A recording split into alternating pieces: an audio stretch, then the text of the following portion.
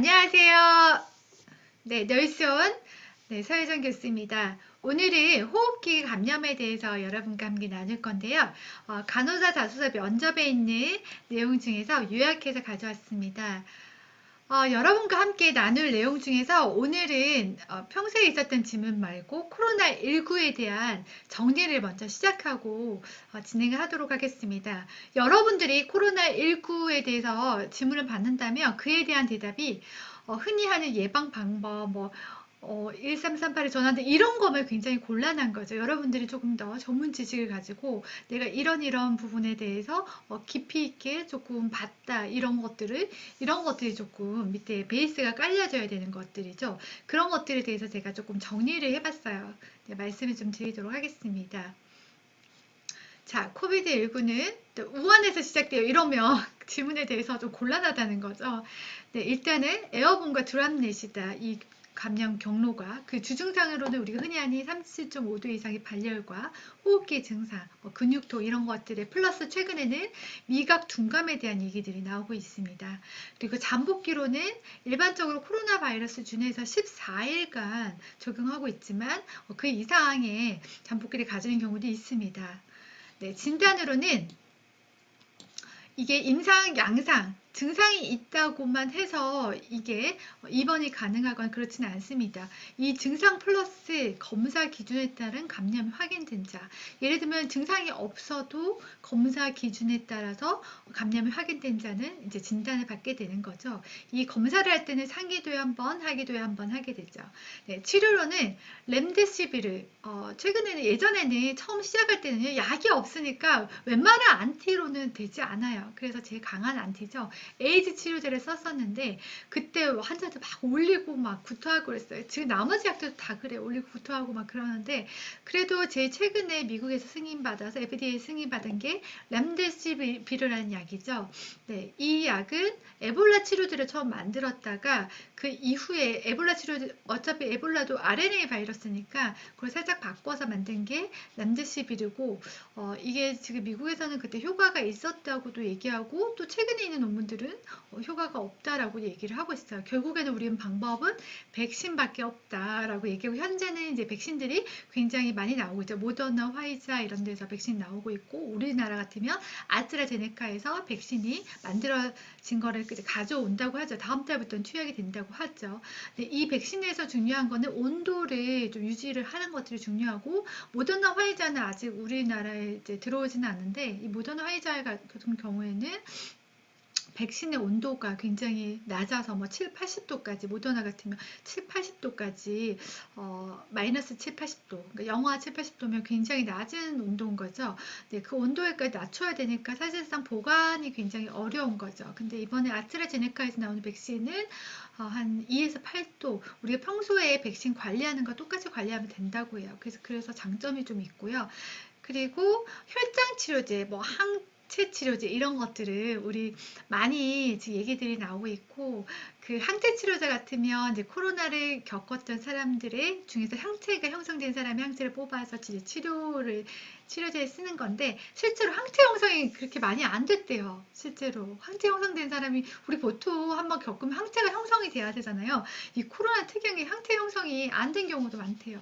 그래서 이게 실제로 좀 어렵다는 얘기들이 많이 나오고 있고 고면역 글로불린 치료를 이제 하고 있습니다. 사실상 이 치료에 대해서 정확한 치료제도 없고 이게 정말 치료 효과가 조금 있다고 발표는 됐는데 임상에서도 조금 있는 것 같아요. 근데 그에 대한 비용이 엄청난 거죠, 지금. 검사 대상은 의사 소견에 따라서 코로나19 임상 증상으로 코로나19가 의심되는 자. 그러니까 지금은 전국적으로요, 의심 증상이 있으면 이제 나라에서 무료로 검사를 받을 수 있게 해주는 거죠. 처음에 우리 시작될 때는 20만 원씩 냈어요. 네, 네, 대구권에서 20만 원씩 내고 좀 불안한 사람들을 받고 막 이랬었어요. 그때는 이제 비급여로 되어졌기 때문에 지금은 나라에서 다 해주고 있고요. 검사 대상은 이제 해외 방문력이 있고 임상 증상이 있는 사람들이 한해서 하게 되고 또 집단 발생과 관련된 역학성 연관성 있는 자, 예를 들면 학교에서 한 명이 발생했어요. 그러면 그 학교 내부에 같이 있었던 사람들은 다 이제 줄줄이 검사를 하게 되는 거죠. 네, 해제의 기준은 일단 확진 환자 중에서 증상이 있는 사람들의 해제는 하나만 외우면 되겠죠. 네, 그러면 같이 적용하면 되니까 이 차이는 뭐냐면요. 확진 환자 증상이 있는 사람들은 해열제와 뭐 이런 것들을 복용하게 되고 확진 환자 중에 무증상 환자들은 해열제를 복용 안 하게 되는 거죠. 네, 그래서 이 환자들 확진 환자들 중에 증상이 있는 사람 하나만 외워놓고 두 개 적용시키면 되겠죠. 네, 11일 경과한 경우에 해열제를 복용하지 않고 3일 동안 해열제를 복용하지 않고 증상이 호전되고 그리고 두 번 음성이 나와야지 24시간 간격으로 두 번 체크했을 때 음성이 나와야지만 우리가 격리 해제가 되는 거죠. 그러니까 퇴원을 할 수 있다는 거예요. 그리고 발병 후 7일 경과한 후에는 해열제를 복용하지 않고 발열이 없고 임상증상 호전 추세에 있을 경우에 이것도 마찬가지로 24시간 내 2회 이상의 음성을 확인해야 된다. 중요한 건 이거예요. 24시간 안에 음성을 확인해야 되는 거예요. 그리고 확진 환자 중에 무증상 환자들은 이 사람들도 다른 건 괜찮아요. 근데 24시간 간격으로 했을 때 2회 음성을 확인해야 되는 거죠. 이렇게 되면 이제 격리가 풀리게 돼요. 자, 다음은 천식 환자 간호법에 대해서 설명해 보세요 라고 문제가 나왔어요. 여러분 어떻게 대답하시겠어요? 아스마 환자 간호 에어웨이 이걸 좀 편안하게 해줘야 되는 거죠. 어떻게 해줄까요? 보통 우리 천식 환자들 이거 많이 쓰잖아요. 네불라이저. 자, 일단은 상체를 올려주시고 천식 환자는 되게 무서운 게요. 이 환자들 갑자기 이머전시로 갈 수 있어요. 숨을 못 쉬어서 기침하다가 막 숨이 넘어가는 수가 있어요. 그래서 굉장히 위험한 그런 급성 발작, 이머전시가 생길 수 있는 환자이기 때문에 잘 봐야 되는 거죠.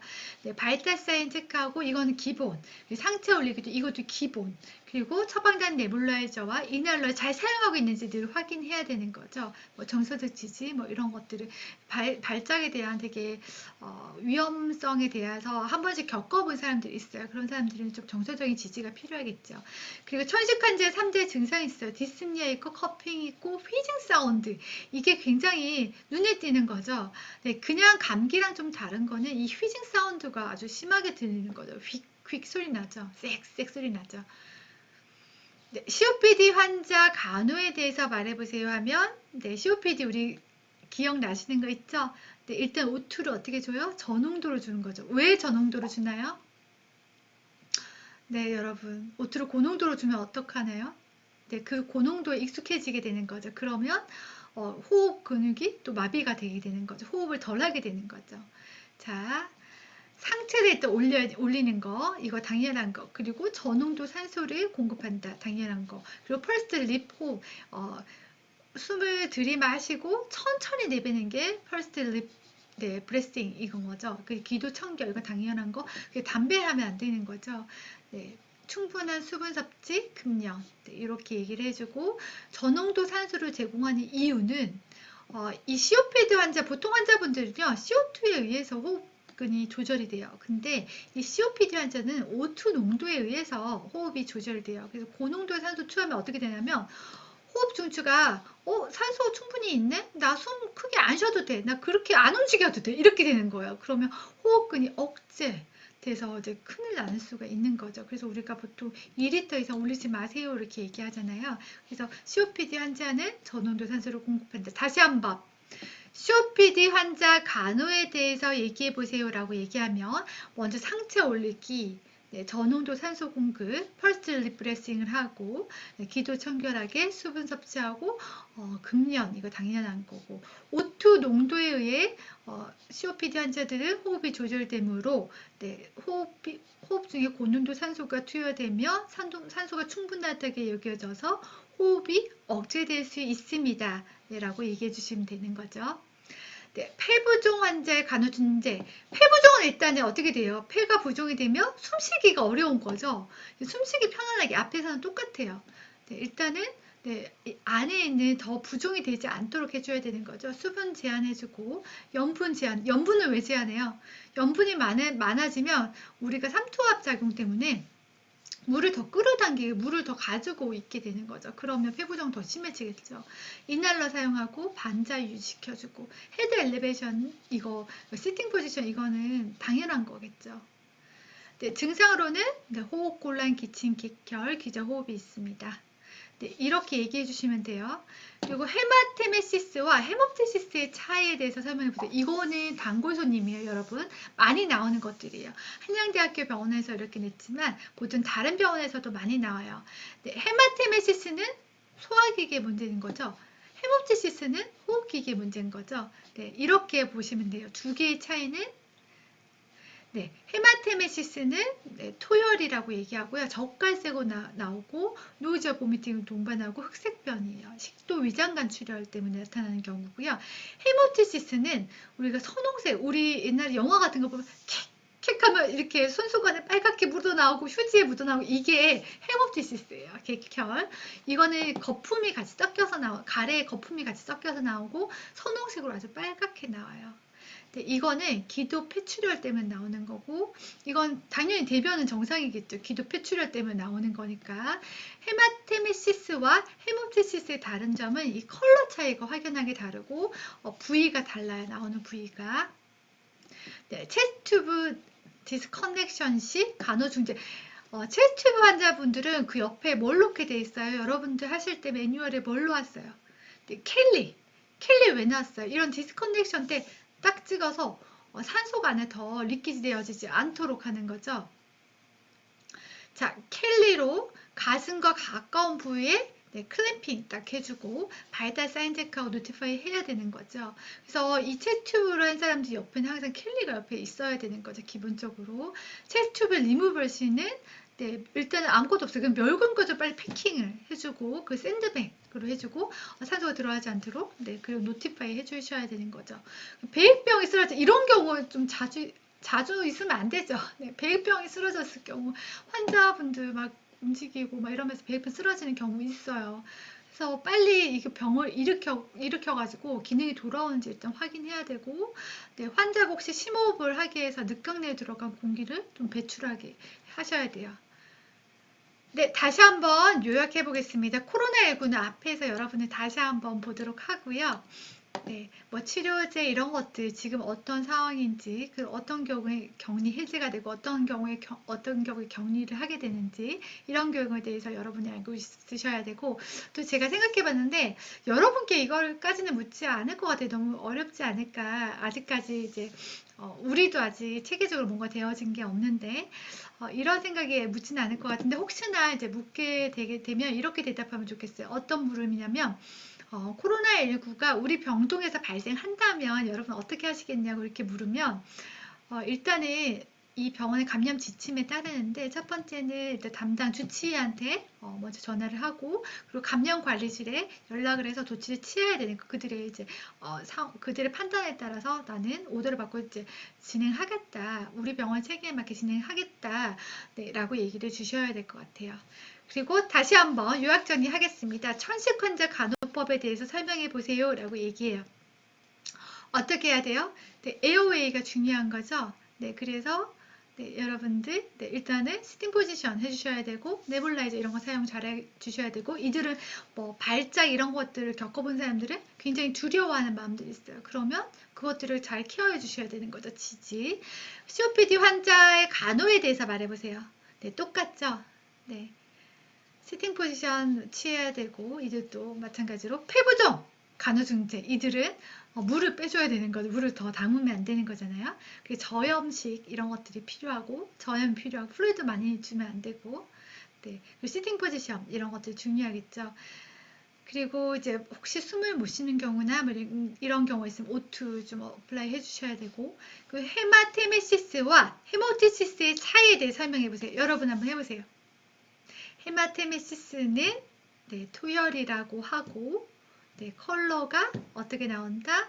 네, 흑갈색으로 나옵니다. 이들은 네, 식도나 위장관 출혈에 의해서 나오는 거고 헤모티시스는 우리 캑캑한 빨갛게 나온 게 헤모티시스라 했죠. 헤모티시스는 폐에서 나온다고 했죠.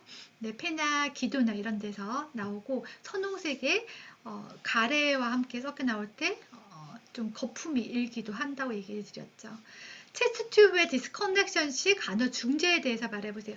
체스트 튜브가 되면 옆에 항상 켈리가 있어야 된다 했죠. 근데 켈리로 딱 찍어가지고 더 이상 산소가 들어가지 않도록 해주셔야 되고, 그리고 바로 노티파이 해주셔야 되는 거죠. 발달 사인 체크하고.